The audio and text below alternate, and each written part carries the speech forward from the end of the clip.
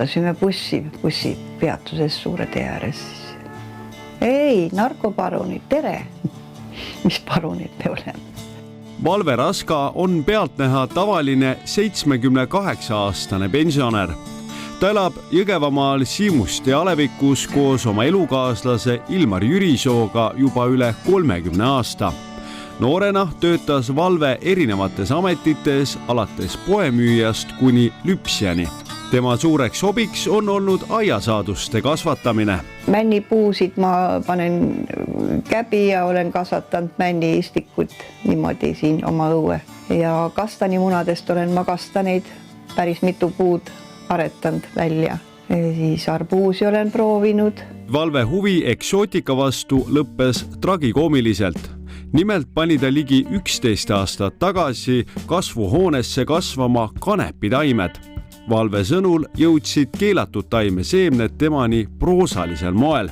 Linnu seemnetest, linnu toidu seest avastasin, et saab ka kanepiseemet. Siin oli linnu söögimaja, kus see seeme kukkus siis alla ja hakkas siin maas kasvama.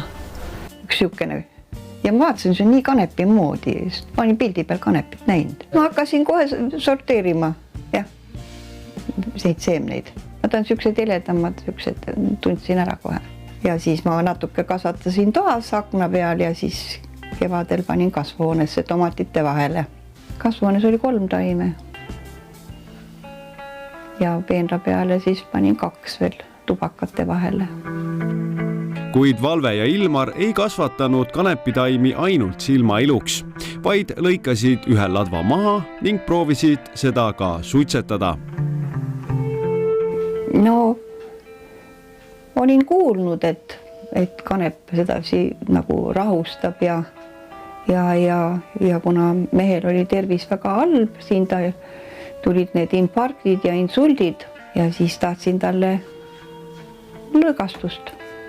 Ta proovis ja talle väga meeldis. Kui mõned mahvid ära tegi, siis tundis ennast suurepäraselt. Mina proovisin, aga ma ei osanud teda võib-olla niimoodi tõmmata. Mina ei tundnud nagu midagi ja ma ei proovinud rohkem. Mõtlen nagu selle peale üldse, et ta nüüd keelatud nii väga on. Õndsas Jõgevamaa vaikuses kasvatas paarike 5 kanepitaime ligi pool aastat. Kuniks 2015. aasta 6. augusti hommikul kõlas nende uksel resoluutne koputus. Ukse taga oli politsei.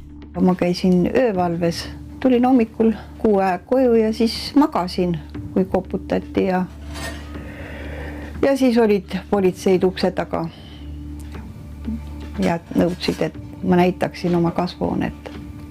Küsisid, mis asi sees, mis taim siin on, ma ütlesin kanep ja ma nagu ei kartnud midagi. Siis, aga hiljem tuli see hirm, kui ära viidi meid juba ja eriti veel siis, kui nad läbiotsimist tegid ka veel kõik kapid ja kõik kohad otsisid läbi. Ja said ikka, puuvetikapist said veel natuke ja ära kuivatatud. Siin köögis kuivatasime. Mundrites politseinikud ja läbiotsimine kodus pani pensionäripaaril südame kiirelt tuksuma. Nad olid sattunud kui krimiseriaali keskmesse. Aga enne, kui nad veel meid vihima hakkasid, ennem nad käisid veel metsas ka otsimas. Mets on ka seal küllalt lähedal. Metsaäärt käisid ka kontrollimas veel. Ma neist sinna metsa vean. Siis me seal politseimajas ootasime ja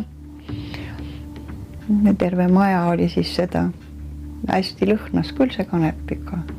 Terve maja oli seda kanepi lõhna.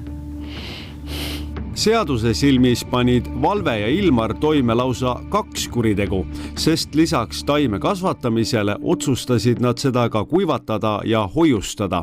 Hoolimata paarikese omamoodi koomilisest loost näeb seadus sellises olukorras ette 10 aastani ulatuvaid vanglakaristusi. Siin alles üks tuttav mees peksis oma naise vigaseks, mitte midagi ei tehtud, ainult viharavi tehti ja rohkem ei tehtud mitte midagi.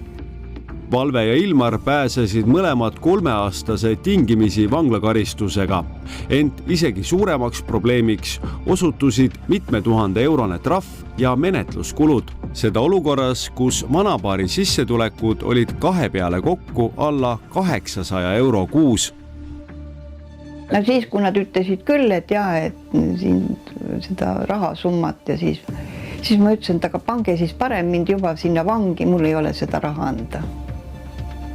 Et mul juba ükskõik. Sellist summat meil ei olnud. Vanapaarist kirjutati toona isegi ajalehtedes, mis valvel tänaseni on alles. Sealt kuulis pensionieas narkoparunitest mittetulundusühing Ravikanep, kes asus paari toetamiseks tegutsema. Meile tuli appi vabatahtlikud need aktivistid ja maksid meie eest ära selle raha, nii et me ei pidanud seda raha maksma. Valvele tundub karistus tagantjärgi siiski ebaõiglaselt karm, sest ta tunnistas kohe teo üles ja võttis süü omaks. Me tee ju kellelegi kurja, kui ma seda taime kasvatan, kellele ma nüüd siis niisugust kurja teen. Kellelegi ei pakkunud ega müünud ega mitte midagi. Ja ei kasvatanud enam, mitte kunagi.